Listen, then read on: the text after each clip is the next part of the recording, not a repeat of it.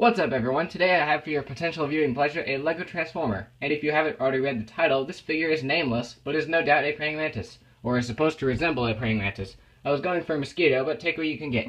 Anyway, this guy is a praying mantis. He is missing the back section, his posture's all wrong, but that doesn't bother me, he looks close enough. You can definitely tell it's a praying mantis with the four legs and the claw things, whatever you want to call those. Unfortunately, this guy is very unstable. He's got a lot of loose joints in the legs, and I'm not going to be moving this guy around much, because he's most likely going to fall over. So, that's a bit unfortunate. Anyway, this guy is made from Bionicle parts, and a bunch of Technic parts mixed together. Kind of like Triple Fire, but with the ball joints and stuff. So, yeah, in robot mode, he is basically the same size as Triple Fire, but in vehicle mode, or in this case, insect mode, there's not really anything to compare him with, so here is a minifigure. He is a giant praying mantis. But don't worry, he is not a hut. The one thing I don't like about this guy is, for one, his stability, and two, his head doesn't really tuck away anywhere because of the transformation, so it kind of has to sit on his back. In result, I had to make the head very basic, and there's not a lot of detail on it. But it does tuck away right back there, right behind the mantis head. And the reason for that is because his transformation, how that works. Speaking of which, the transformation is not all that involved. There's nothing in the waist or in the middle. It's basically you transform the top section and you transform the bottom section, but it works out. So let's get to that. As I said before, the transformation can go one of two ways. You can transform the top and then transform the bottom, in which case you'll have a robot with four legs before you transform the bottom, or you can transform the legs first and then you'll have some sort of humanoid mantis in between, in which case I'm going to transform the legs first to preserve the final result. So, what you want to do, the legs are all attached to this one ball joint piece, so you want to move that out and you can kind of get them out of the way. This top part is a little loose, so if that flops back, don't be surprised. So now we're going to work with the waist that just untabs from back here. It's going to flip forward, and this is kind of interesting. You want to flip up, well, move the leg out of the way first, so you can flip this piece up and around, and then this piece flips up, and then all of this comes up, and you push this pin in to stabilize that. Kind of locks the waist section into place. You can just bring the legs down like this. Hang on, this one's backwards. And then you can just set the legs up however you wish. It kind of just fold up like that. It's going to be really hard to get this guy standing up. I'll probably cut it before then. So yeah, here's the humanoid mantis mode. Can't really get it in frame, but there it is.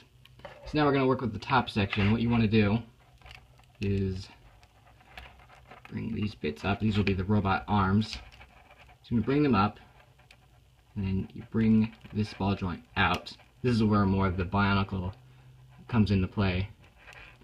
This part's really cool. You want to bring the mantis head. The mantis head and the robot head are on the same hinge, basically. So you want to bring those forward. And then this entire section, bring this pin out. I like how the pins lock everything in place. This section comes around, and then the pin locks it in place, but you don't want to bring it in all the way because there's a little bit in there that you have to get your thumbnail on to bring it back out. So you just slide it into place, but not entirely. And there's that. Then the arms just come forward, and then the mantis claws come down like this to be sort of shoulder spikes. Now for the head, you just want to take both heads and rotate them back. Rotate this up. You kind of bring this forward and position the head there, and then the mantis head just sort of folds back in here. Kind of like how the robot head was just on his back. The mantis head becomes kibble in robot mode. And that is the transformation completed. So here he is, fully transformed into his robot mode. And the robot mode is sort of a mix of good and bad. It's got dynamic parts like the arms and the legs, and then it's got very basic parts like the torso and the head. That's mostly because of the way the head transforms and where it's not really pegged in anywhere or anything. It's just sort of sitting on top of the torso. And also because the waist, all of this is one piece, and I couldn't really get that to transform. But I did try in the arms and the legs, and I was mostly able to do that because of the ball joints. But I think it turned out good in the end.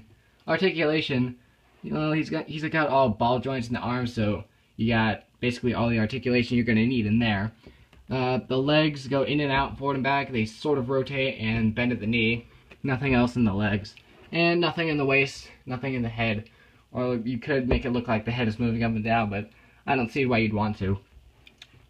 Now, one of the problems that comes out of making beast transformers, or transformers that turn into organic life forms, is organic life forms already have limbs, and you're trying to get that to transform into a robot that has limbs. So the main problem is getting it to where the alt mode arms don't turn into the robot arms. I tried to do that here. I was successful in the arms, but the legs are the Mantis legs, but they do transform.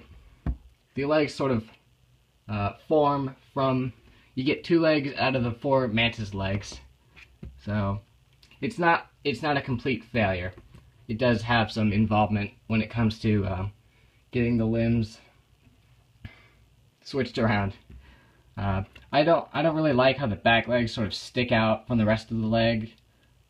That's something that I couldn't avoid, but it's not too bad. In the future, maybe I'll try to figure out a way to make that into a weapon that can be removed, like maybe like a gun in a holster or something. But for now, it's just sort of there. And I'll bring in Triple Fire for comparison so you can see both of them. Now, Triple Fire is noticeably taller in terms of where the head is and where the proportions are. But because this guy's got these giant spikes, shoulder spikes, they're roughly about the same height. And I'll just bring in a minifigure again, so you can see how that scales up. And that's pretty much it for this guy. So if you enjoyed the video, please leave a comment or like. And if you like all of my videos, well, not all of my videos, but some of my videos, more than 3, go ahead and subscribe if you feel like it. And I will see you guys later.